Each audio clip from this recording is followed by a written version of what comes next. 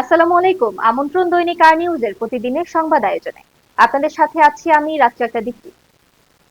আগামী সোমবারের মধ্যে 7 কলেজকে কেন্দ্রীয় বিশ্ববিদ্যালয় করে অধ্যাদেশ জারি করা না হলে কঠোর কর্মসূচির হুঁশিয়ারি দিয়েছেন 7 কলেজের শিক্ষার্থীরা। বৃহস্পতিবার দুপুরে ঢাকা কলেজের শহীদ মিনারের সামনে এক সংবাদ সম্মেলনে এমন হুঁশিয়ারি দেন শিক্ষার্থীরা। শিক্ষার্থীরা বলেন 2017 সালের পর যে শিক্ষকরা কখনো শিক্ষার্থীদের পাশে ছিল না, এখন 7 কলেজের সমস্যা নিরসনের দিকে এগোলে তারা বাধা দেওয়ার চেষ্টা করছেন। এমন সময় অধ্যাদেশ ছাড়া কোনো চূড়ান্ত সমাধান হবে না বলেও উল্লেখ করেন তারা। পাশাপাশি নতুন করে আন্দোলন করলে পরীক্ষার ফলাফলে তার প্রভাব পড়বে বলে শিক্ষকদের পক্ষ থেকে এমন হুমকি দেওয়া হচ্ছে বলেও অভিযোগ করেন শিক্ষার্থীরা। গোপালগঞ্জে স্বেচ্ছাসেবক দলের এক নেতাকে বহিষ্কার করা হয়েছে। দলীয় শৃঙ্খলা ভঙ্গের অভিযোগে কোটালীপাড়া উপজেলার স্বেচ্ছাসেবক দল নেতা আসলাম শেখের বিরুদ্ধে সিদ্ধান্ত নেওয়া হয়। বুধবার 17 সেপ্টেম্বর গোপালগঞ্জ জেলা স্বেচ্ছাসেবক দলের আহ্বায়ক সাজ্জাদ হোসেন হীরা ও সদস্য সচিব মাহমুদ হাসান স্বাক্ষরিত এক প্রেস বিজ্ঞপ্তিতে এ তথ্য জানা গেছে। জুলাই আগস্ট আন্দোলনে মানবতা বিরোধী অপরাধের জন্য শেখ হাসিনা ও সাবেক স্বরাষ্ট্রমন্ত্রী সহ দায়ীদের কঠোর শাস্তির দাবি জানিয়েছেন এনসিপির আহ্বায়ক নাহিদ ইসলাম। বৃহস্পতিবার 18 সেপ্টেম্বর ট্রাইব্যুনালে শেখ হাসিনার বিরুদ্ধে নাহিদ ইসলামের সাক্ষ্য গ্রহণ শেষে আয়োজিত এক সংবাদ সম্মেলনে এ দাবি জানান তিনি। সাংগঠনিক শৃঙ্খলা ভঙ্গের অভিযোগে জয়পুরহাট জেলা, শহর ও কলেজ শাখার 7 নেতাকে বহিষ্কার করেছে বাংলাদেশ জাতীয়তাবাদী ছাত্রদল কেন্দ্রীয় সংসদ।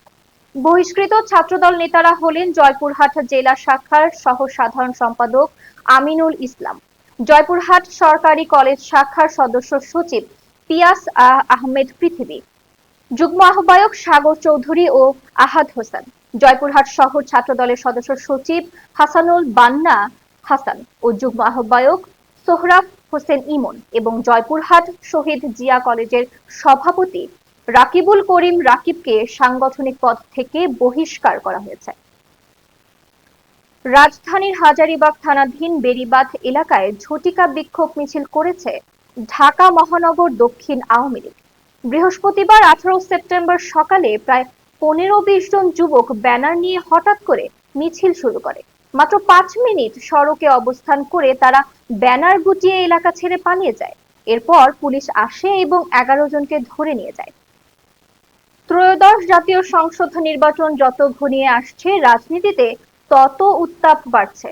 জুলাই জাতীয় সনদের ভিত্তিতে নির্বাচন ও বিভিন্ন দাবিতে জামায়াতে ইসলামী সহ 7টি রাজনৈতিক দল অভিন্ন কর্মসূচি দিয়েছে। আজ থেকে শুরু হচ্ছে এই কর্মসূচি। এই পরিস্থিতিতে প্রায় সব মহলে আলোচনা হচ্ছে, তবে কি দেশের রাজনীতি নতুন মেরুকোণের পথে চলছে? বিশ্লেষকদের মতে বিএনপিকে রাজনৈতিকভাবে চাপে রাখার কৌশল হিসেবে দলগুলো কর্মসূচি দিয়ে থাকতে পারে। এবারে আন্তর্জাতিক সংবাদ। গাজায় যুদ্ধবিরতি ও মানবিক সহায়তা বাড়ানোর দাবিতে জাতিসংঘের নিরাপত্তা পরিষদের নতুন প্রস্তাবের ওপর ভোটাভুটি হওয়ার কথা রয়েছে। স্থানীয় সময় বৃহস্পতিবার 18 সেপ্টেম্বর নিউ ইয়র্কে নিরাপত্তা পরিষদের প্রধান কার্যালয় এ ভোট অনুষ্ঠিত হবে। যুক্তরাষ্ট্রের ভেটোর হুমকি সত্ত্বেও পরিষদের বেশিরভাগ সদস্য রাষ্ট্র এই প্রস্তাবের পক্ষে অবস্থান নেওয়ায় ওয়াশিংটন চাপের মুখে পড়েছে। খবর এএফপির। কূটনৈতিকদের মতে এই নতুন পদক্ষেপটি যুক্তরাষ্ট্রের ভেটোকে উপেক্ষা করার একটি সচেতন প্রচেষ্টা। এর মাধ্যমে যুক্তরাষ্ট্রকে বাধ্য করা হবে, তারপরও তারা ভেটো ব্যবহার করলে বিশ্ববাসীর সামনে তাদের অবস্থান খোলাসা করা যাবে। পাকিস্তান ও সৌদি আরব একটি ঐতিহাসিক কৌশলগত পারস্পরিক প্রতিরক্ষা চুক্তি স্বাক্ষর করেছে, যেখানে বলা হয়েছে কোনো একটি দেশের বিরুদ্ধে আগ্রাসন চালানো হলে তা উভয় দেশের বিরুদ্ধে আগ্রাসন হিসেবে বিবেচিত হবে। এই অবস্থায় উভয় দেশ পরস্পরকে রক্ষা করার জন্য এগিয়ে আসবে। বুধবার 17 সেপ্টেম্বর পাকিস্তানের প্রধানমন্ত্রী শেহবাজ শরীফের সৌদি আরব সফরের সময় এই চুক্তিটি স্বাক্ষরিত হয়। এবারে খেলার সংবাদ।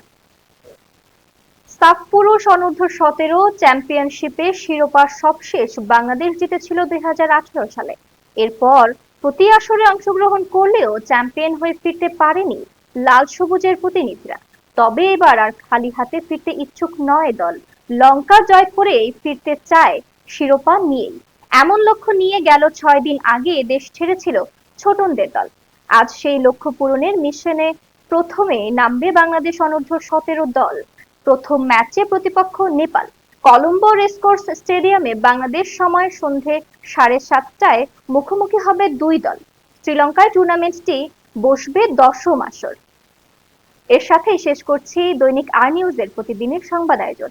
এতক্ষণ সাথে থাকার জন্য ধন্যবাদ।